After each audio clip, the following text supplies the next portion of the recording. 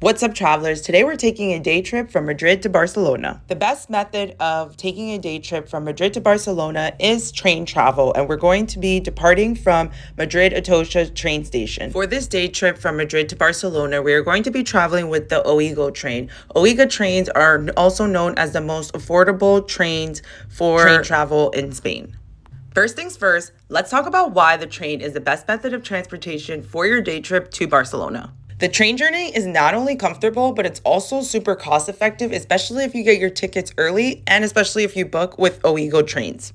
Additionally, booking a train, you won't have to worry about getting to the airport, or if you take your car, you won't have to worry about driving, parking, or getting lost since the train takes you directly to your destination. Not to mention, you also get to enjoy super beautiful Spanish scenery along the way. And now for the travel time. The distance between Madrid and Barcelona is around 600 kilometers. The train journey takes approximately around 2.5 to 3 hours, depending on the train you choose. This is why it's so important to make sure you're taking the high-speed train, such as the OIGO, which is a high-speed train at a super affordable price.